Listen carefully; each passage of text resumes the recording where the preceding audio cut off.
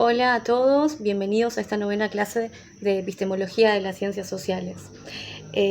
Vamos a dar comienzo a esta anteúltima clase recordando de alguna manera algunos aspectos que hemos visto de la concepción heredada de las ciencias sociales. Recordemos que esta concepción ha predominado durante todo el siglo XX, ¿no? Y que es por eso que de alguna manera se determina como la concepción estándar de la ciencia, ¿no?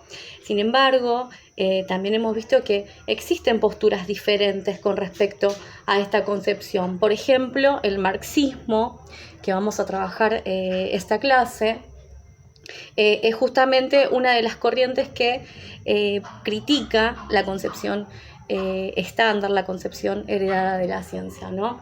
Porque pensemos entonces cuáles fueron esos inconvenientes que se empiezan a ver de esta concepción heredada, ¿verdad? El primero de los problemas justamente es que la concepción heredada pone al investigador, ¿no? Lo pone desde una mirada objetiva, ¿no? ¿Qué es lo que quiero decir con esto?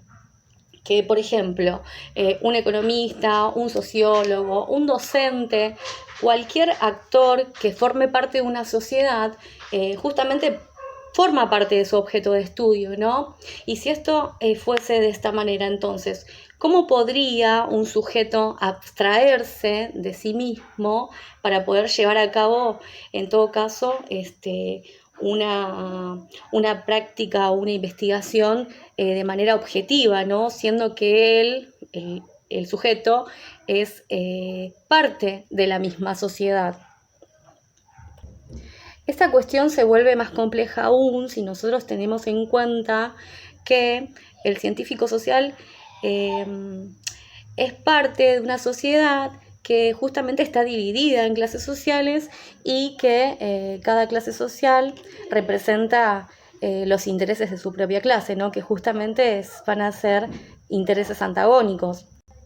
Si pensáramos en el capitalismo, por ejemplo, podríamos decir de manera esquemática que por un lado la sociedad está dividida entre los intereses de la burguesía, ¿no? Del capitalista, de quien es dueño de los modos de producción, y por el otro de la mano de obra, ¿no? Que quienes son los que trabajarían, ¿no? De alguna manera bajo esa condición de sumisión. ¿Por qué? Porque por el hecho de que no son los dueños de los modos de producción y por ello se ven obligados a trabajar a cambio de un salario, ¿no? Lo que intento decir con esto es que justamente los intereses del capitalista y de los trabajadores son antagónicos porque ven su perspectiva del mundo justamente se vive de manera diferente. Supongamos y tomamos a modo de ejemplo la elaboración de una teoría de un economista, ¿no? Seguramente esa teoría va a tener una fundamentación empírica que probablemente probaría de alguna manera, si ponemos de ejemplo, que reduciendo los salarios de los trabajadores, quizás podrían tener una mejor competitividad. Desde la postura de ese economista, esto va a ser cierto. Ahora, probablemente, seguramente, para el asalariado, esta cuestión tendría otra mirada, ¿no? Porque afectaría justamente a los intereses propios de la clase trabajadora, queremos decir, ¿no? Entonces, por más pruebas empíricas que existan, los intereses de ambas clases son diferentes, son antagónicos.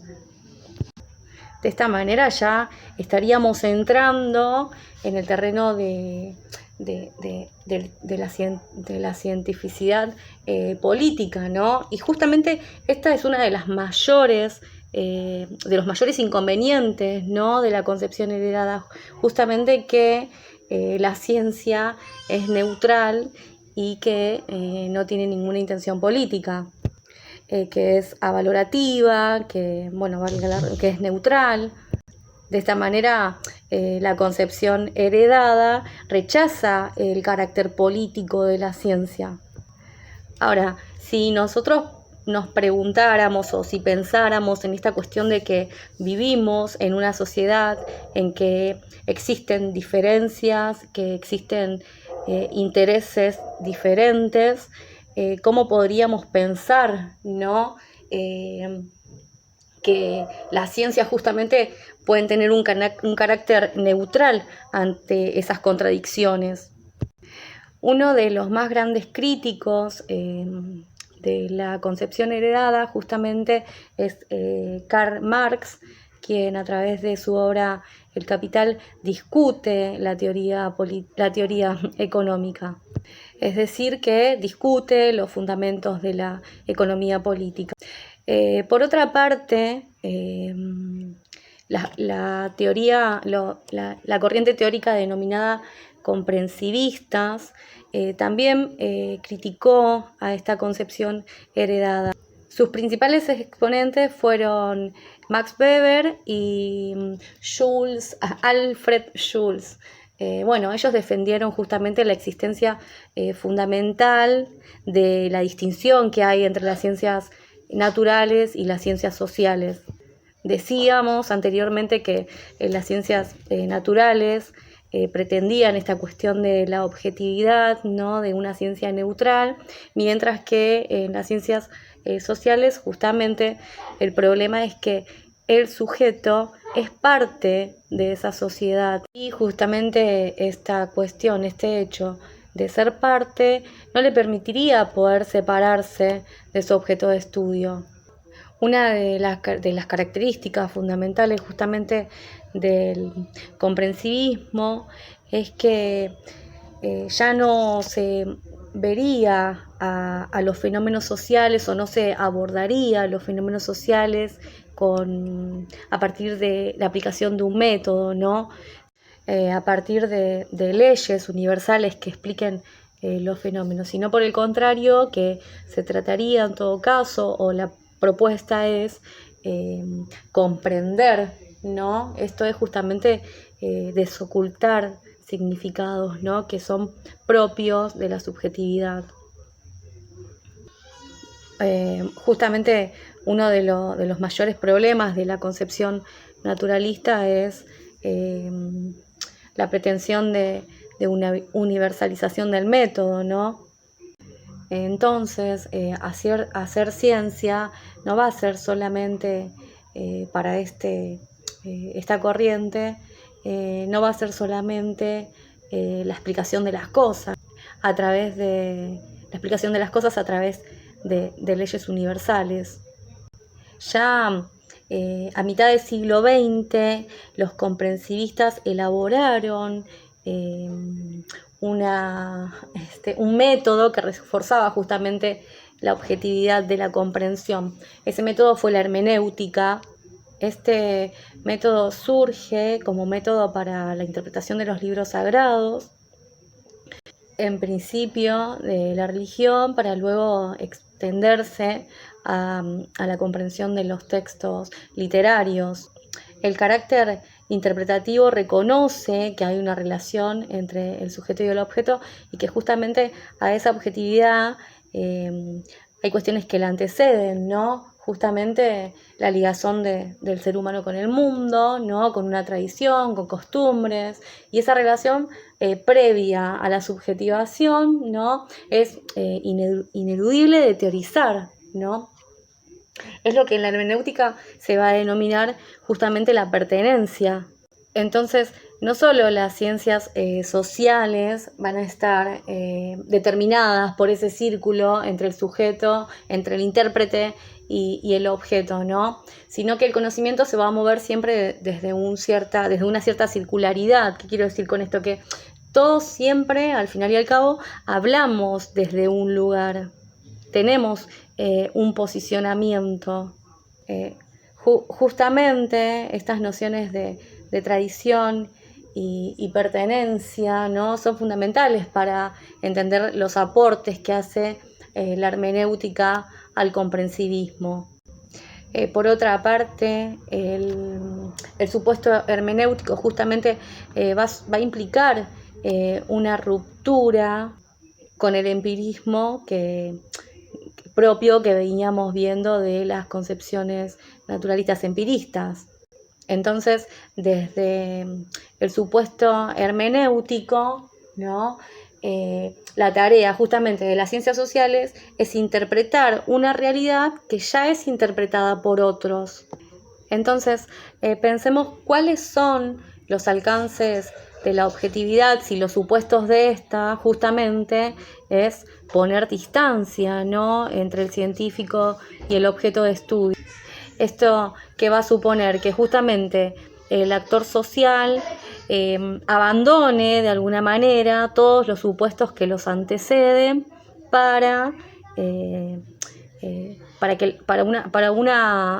una investigación objetiva, ¿no? Ahora pensemos si realmente esto es posible, si uno puede abstraerse de sí mismo y de sus propias construcciones, ¿no?, a la hora de realizar una investigación. Es por ello que la teoría de la ideología toma relevancia importante aquí, porque discute los alcances de esa supuesta objetividad. Ahora, volviendo a los supuestos del empirismo, donde se pretende que, donde se postula que uno conoce a través de los sentidos. Entonces, los datos que provienen de nuestros sentidos vendrían directamente de las cosas, sin tener una mediación teórica, ¿no?, sin que implique el pertenecer a una cultura, el pertenecer a una sociedad determinada, el compartir, el identificarse, ¿verdad? Recordemos que los empiristas lo que van a sostener justamente es que en el proceso de conocimiento existe una etapa de recolección de datos, como si fuese el ser humano, una tabula rasa, ¿no?, en la que se van a depositar las inscripciones. Esto justamente es la base de la fundamentación de las teorías tecnocráticas. ¿Qué sostienen estas? Que justamente los problemas sociales pueden ser resueltos por la ciencia y la tecnología, porque éstas tendrían un carácter neutral, avalorativo, apolítico, ¿no?, y que no tendría intereses por los quienes tomarían partido, ¿no?, intereses por quienes representen, ¿no? Entonces, para la concepción naturalista empirista, la ciencia se va a definir a sí misma como incondicionada, ¿no?, como si los procesos históricos, los factores sociales, económicos, bueno, como dijimos, la cultura, los intereses antagónicos no tuviesen ninguna relación. Por esto, justamente, la teoría de la ideología aporta nuevos elementos para la comprensión del carácter condicionado de las ciencias sociales. ¿Por qué? Porque la ideología designa al conjunto de ideas, de representaciones acerca del mundo y del mundo y de la sociedad, que están desarrolladas por un grupo de personas que comparten entre sí condiciones similares de vida, ¿no? Así, por ejemplo, podemos hablar de una ideología de los empresarios, de los trabajadores, de los campesinos. Lo fundamental en esta teoría de la ideología va a ser que justamente la comprensión de las ideas, las representaciones que uno tiene del mundo, la forma en que uno actúa, los modos de ver, justamente van a ser lo que determine la conciencia, ¿no? Lo fundamental de comprender en la teoría de la ideología es justamente que consiste en comprender que las ideas y las representaciones, las formas de ver el mundo, cómo uno se posiciona ante determinado fenómeno social, justamente son el resultado de la vida social, ¿no? Entonces, esto es un golpe, ¿no?, hacia la concepción naturalista empirista, ¿no?, hacia ese carácter neutral, objetivo, como dijimos, avalorativo de la ciencia. ¿Qué pasa con la ciencia de la ideología? Lo que hace es poner en riesgo, ¿no?, el carácter sagrado de las instituciones. Entonces, ¿por qué los pone en riesgo? Porque muestra el origen de esas instituciones, ¿no? Como decíamos, un Dios que tiene fecha de vencimiento justamente va a dejar de ser un Dios, por la sencilla razón de que hubo un tiempo de periodo en que eso no existió.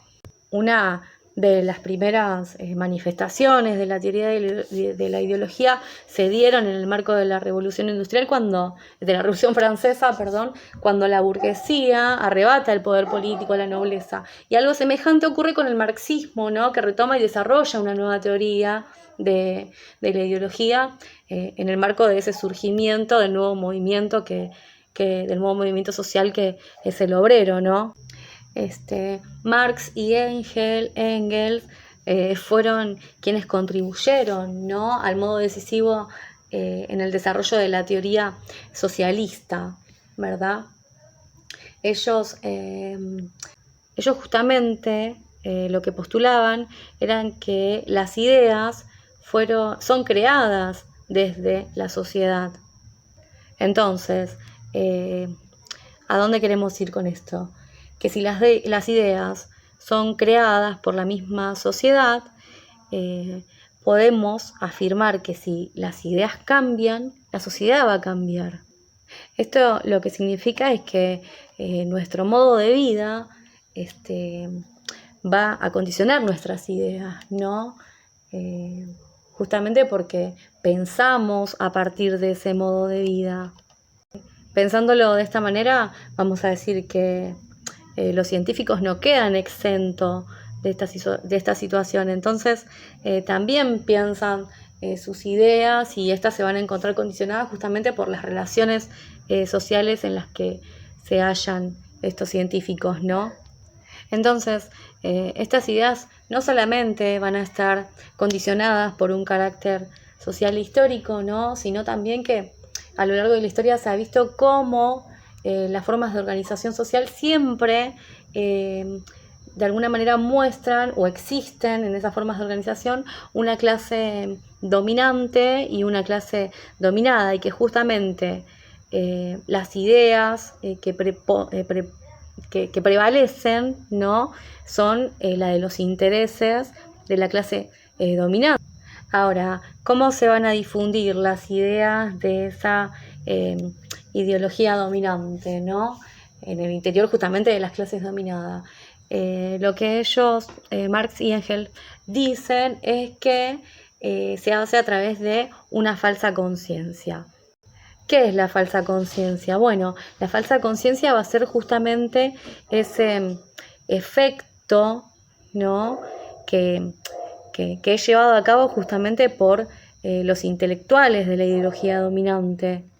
Entonces, la falsa conciencia lo que va a hacer es que, de alguna manera, la realidad no sea deformada por los ideólogos de la ideología dominante. Para Marx y Engels, la revolución socialista justamente es esta propuesta que eliminaría de alguna manera, ¿no?, la propiedad privada de los medios de producción, con ello justamente las condiciones que producen esa forma de organización social, ¿no?, las que producen la ideología burguesa. Ahora, ¿qué pasa? Persiste esa dificultad de la que hablamos, donde se plantea esta cuestión de la falsa conciencia que plantea la ideología, ¿no? Que dijimos justamente que era esta cuestión de alguna manera deformar la realidad, ¿no?, para que sea naturalmente aceptada, ¿no?, con todo lo que eso implica. Entonces, para cerrar esta idea, podemos decir que la ideología dominante, ¿no? La ideología es una creación de los intelectuales de la ideología dominante. Bueno, hasta aquí hemos llegado con esta clase. Le vamos a dejar el trabajo práctico número 2 disponible en la plataforma para que puedan realizarlo. Bueno, esperamos sus producciones y nos vemos en la próxima clase.